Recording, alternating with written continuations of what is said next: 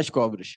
Então, essa historinha é uma brincadeira, mas é uma brincadeira real, para mostrar que às vezes tem uma situação que é problemática, o governo ou qualquer pessoa aparece com uma ideia, uma proposta que aparentemente ela é interessante, de política pública, e depois a situação final pode ser que seja pior do que a que estava inicialmente, que foi isso que aconteceu. O número de cobras aumentou e o governo gastou uma grana absurda nisso. Então, toda vez que eu falo de política pública, eu falo disso, brinco, conto essa historinha, que é uma historinha conhecida, não sei se alguns de vocês conheciam, mas o nome disso é efeito cobra, para dizer assim, ó, às vezes tem uma situação que é problemática, a gente mexe nela e fica mais problemática ainda. Por exemplo, rodízio de carros. No México, o pessoal fez uma coisa parecida com isso. Você podia sair 3 vezes por semana com um carro placa pá, placa ímpar, essas coisas. Então, depois foram ver os dados, o trânsito ficou a mesma coisa e, e teve mais problema ambiental. Aí, por quê? Quando o pessoal foi analisar tudo, as pessoas tinham mais. Vou dar um exemplo. Né? Tem um carro que custa 30 mil reais. Quando essa política pública do rodízio de carro ela é posta em prática, eu, em vez de ter o carro de 30 mil, eu vou ter dois de 15. Que eu compro uma placa para um dia e uma placa para outra. Porque o transporte público ele não é de qualidade, então ele não vai me atender. E aí o que é que acontece? Os carros mais antigos poluem mais. Então a política pública que veio para resolver a questão do trânsito não resolve e ainda piora a questão ambiental. Então, fazendo essa contextualização toda, também envolvendo o trânsito, é para dizer que tempo de commute significa o tempo de deslocamento casa-trabalho que cada cidadão tem. Então, esse é um trabalho, na verdade, de mobilidade urbana. Um trabalho que a gente veio discutindo ao longo de muito tempo os condicionantes do tempo de commute em cada centro urbano brasileiro. O que será que... O que será? A gente sempre pergunta assim, pô, será que é só carro que importa? Será que o fato de ser uma cidade litorânea importa alguma coisa, o tempo de deslocamento, casa-trabalho dos cidadãos? Será que uma cidade mais desigual, tudo mais constante, tende a ter um tempo de deslocamento maior? Será que os mais jovens na cidade impacta alguma coisa? Será que mais mulheres, mais homens, impacta alguma coisa? E a gente foi pegando todas essas variáveis e jogando na regressão econométrica. Então, a gente usou modelos, metodologias estatísticas de regressão linear múltipla. Sei que não é objetivo aqui, mas eu vou passar rapidinho nos slides também para explicar um pouco os objetivos. E fomos testando, vendo quais eram os coeficientes que davam estatisticamente significantes. E chegamos no final a um trabalho que o nosso objetivo aqui é abrir o olho para um problema social, que é a mobilidade, né? Todo mundo aqui, se a gente perguntar como é que é o trânsito na tua cidade, por exemplo, Sérgio é de Sergipe, né, Sérgio? Mora em Aracaju. Eu tenho certeza que o trânsito hoje é pior do que era 10 anos atrás. E isso é uma coisa constante, pode perguntar. Aproveita que tem gente do Brasil inteiro aí, já vai perguntar, vai saber disso. E eu acho que o Tribunal de Contas poderia e deveria, né, fazer trabalhos mais próximos da sociedade nesse ponto. Esse é o objetivo do trabalho, é mostrar que tem muitas coisas que influenciam o trânsito, a mobilidade urbana e dar ideias para que os tribunais de contas consigam desenvolver trabalhos em cada jurisdição.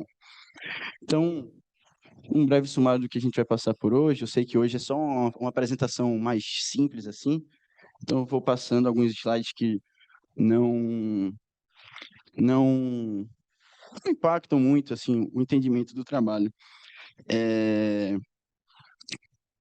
A gente estava falando antes que tem uma piora recente nas condições de mobilidade urbana no país. E dado o problema que a gente escuta falar, então, entra no Uber, o Uber vai falar. Entra no elevador, todo mundo vai falar, pô, o trânsito está horrível. Então, dada a magnitude do problema, há relativamente poucos estudos sobre os condicionantes do tempo de commute, de transporte casa-trabalho. E aí teve um estudo em 2013, do Pereira e do Schwanen, que eles apontaram a elevação no tempo de commute das maiores regiões metropolitanas brasileiras nas últimas 2 décadas, o que parece razoável. E outro trabalho de 2014 o Silveira Neto, ele é coautor desse nosso trabalho aqui. Ele, em 2014, eles realizaram um estudo específico para a região metropolitana de São Paulo e apontaram gênero e estado civil, sobretudo das mulheres, como alguns dos fatores determinantes do ponto para o tempo de ida ao trabalho. Então, assim, você pensa, pô, gênero, estado civil das mulheres, isso impacta? Impacta. Vamos ver depois por quê. E aí, a gente conseguiu aglutinar os dados de 482 regiões, das principais maiores regiões urbanas do Brasil. Então, a gente teve esse cuidado de não olhar só para as capitais, só a região metropolitana das capitais, não, a gente olhou para o país inteiro, assim. Então, tem uma nova divisão do território nacional de 2013 que o IBGE publicou, que por fluxo de articulação urbana, então a gente usou essa nova divisão, dá 482 regiões, e a gente foi analisando cada uma. Eu digo a gente analisando, mas na verdade hoje em dia a gente joga tudo em software estatístico, né, Sérgio? Vai lá, joga todos os dados lá, a gente trabalhou com Stata, mas o R também é, é parceiro nosso aí nessa. A gente brinca que se não fosse ele não dava pra fazer nada. E, e a gente usou todos esses dados e conseguiu alguns resultados. É, para passar aqui. Ah, tá. Então, feito eu falei para vocês, a gente usou essa nova divisão do território brasileiro, encontrou 482 regiões, e nosso objetivo era assim: vamos identificar e mensurar a influência dos fatores, seja geográficos, demográficos ou sociais, sobre o tempo de commute dessas regiões. E aí, feito eu falei anteriormente, para contribuir para estudos mais específicos dos tribunais de contas em cada jurisdição.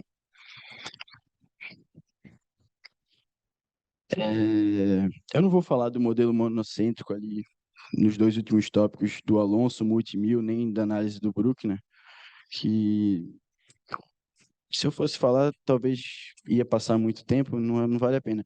Mas alguns dados assim que eu acho que vale a pena trazer para vocês, que o tempo de deslocamento em 92 nas regiões metropolitanas do Brasil era em torno de 36,4 minutos, e em 2012 já passou para 40,8 minutos. Então, um aumento de 12% nos últimos 20 anos. Então, a gente está uma tendência de um aumento de em torno de 0,5%, um pouco mais, do tempo de deslocamento casa-trabalho por ano. Então, se eu te perguntar, talvez, daqui a um ano, no próximo congresso, talvez a gente demore mais do que demora hoje para chegar no trabalho, de casa.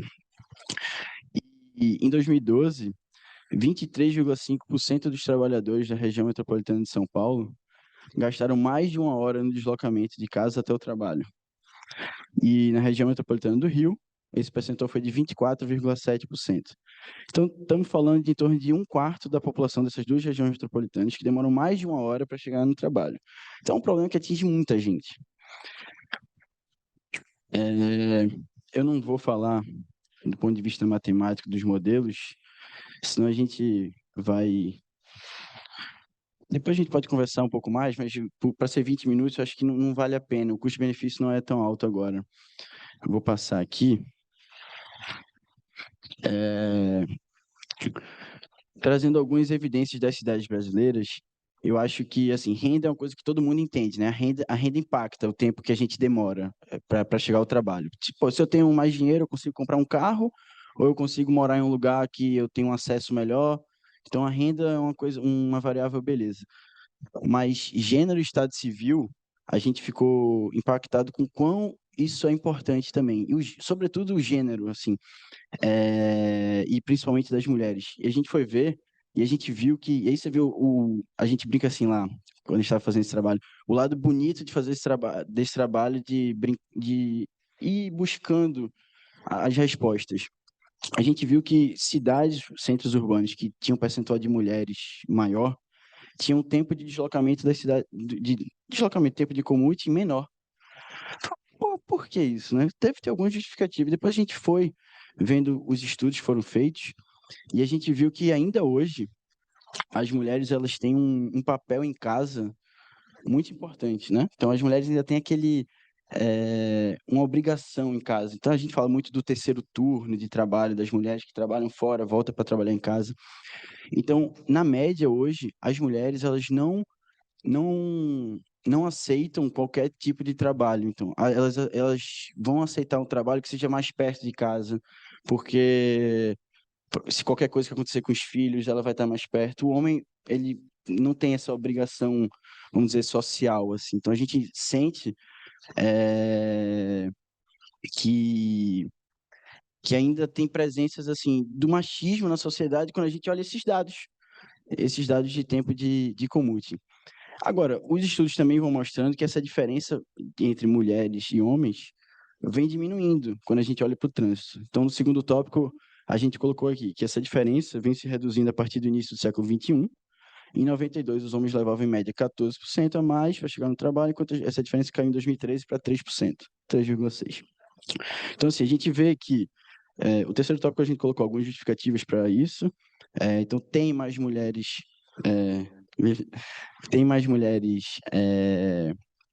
como chefes de domicílio, mas a gente ainda vê que é uma questão. Já levantaram a plaquinha ali de 5 minutos, então eu vou dar uma, isso, vou dar uma avançada aqui, tá? É,